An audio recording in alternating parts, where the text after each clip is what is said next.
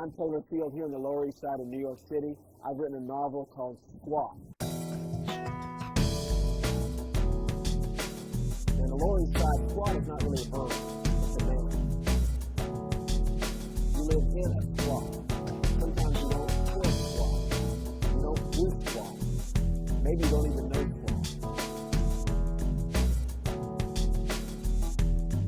I chose to tell this story in a novel format because of the passage of the last 10 years. I've had a chance to think and reflect on the experience. When I first got here to the Lower East Side, I was overwhelmed. There were trash cans on fire, people walking around with packets in their walls, abandoned buildings up and down there. This place here, there's an abandoned building, the postal store was, behind me was a tent city, and in front there was more abandoned buildings. But in reality, there's no such thing as an abandoned building in the Lower East Side. Each one is occupied, and they are called squats. They are occupied by squats. And so as I work with people that live in squatter buildings and abandoned buildings, I begin to realize that while they're working in a special way. And that's what I wrote about today.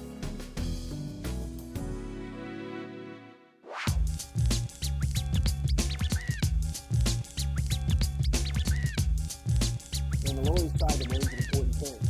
Because who you are is often not your legal name. Squid is a character. He's a young man. He's had a difficult time, and I met many people like this here. Ran away from home and came and lived in abandoned buildings here. And I wanted to talk about what that felt like to be someone in that situation, to see the world and through those eyes. Punk is a person who wears a blanket, drinks a lot, begs, and reads a lot. He's someone that I've seen a lot of, that kind of person. And so, as I talked about Uncle, I really wanted him to help clear some of the challenges when someone from faith comes here. He would challenge the people that have faith in Christ and express a very common opinion from the people in this neighborhood. Rachel is a young woman who has a heart to serve others. She works in a mission in the inner city, has a great sense of humor, and has that unique ability to make people feel like they're a person. There's a person named Jason who comes to help out for the summer. And I think that Jason epitomizes both the best and worst in us. His desire is to do something good for others. He's challenged while he's here to think about what he's really doing. Is it for himself or for other people? He epitomizes some of the conflicts in a lot of people and some of the conflicts, quite honestly, in myself. In the novel, one of the key questions is, will Squid make it through the day? And one of my aims was for people to see, even though his experience is very different, that there's some issues that are actually the same. And he's in a search really for his own identity and the treasures of himself and his relationship with God. And those issues are real here in the Lower East Side, as with other readers that may be reading the book. As I look back at the book now, I do see myself in a number of the characters. I see myself in Squid being somewhat obsessive compulsive about things, being concerned about what people think of me, being nervous about things in life. I see myself in Jason, wanting to help others, but also feeling all the conflict of that of not wanting to stay too long in that place. I see myself in Unc, who is someone who really just wants to be left alone and read. And I see myself in Rachel, that sometimes if you find some reason to laugh about things, you can survive a lot.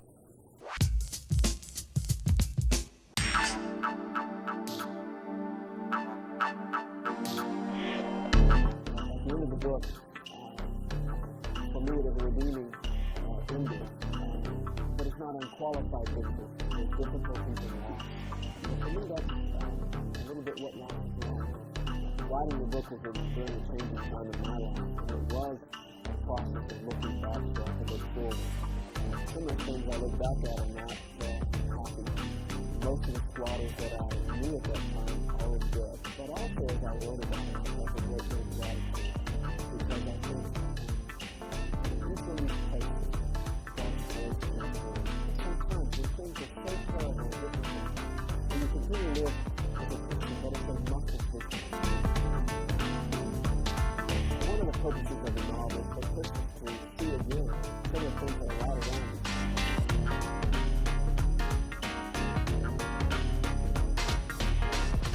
where I'm sitting right now, we are about 20 blocks from Wall Street, where some of the greatest resources flow from all the world.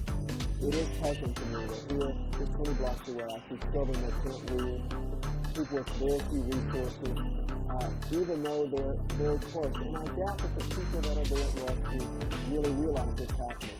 Proverbs chapter 21:13 says, if you close your ears to the cry of the poor, then you will cry out and not be heard.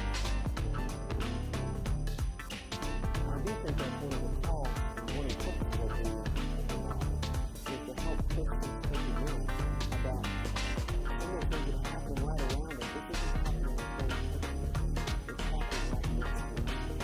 And my prayer would be that as a Christian leader, perhaps we would open up a little bit to the people in their neighborhood that may be the forgotten people, or the ones who live in the twilight.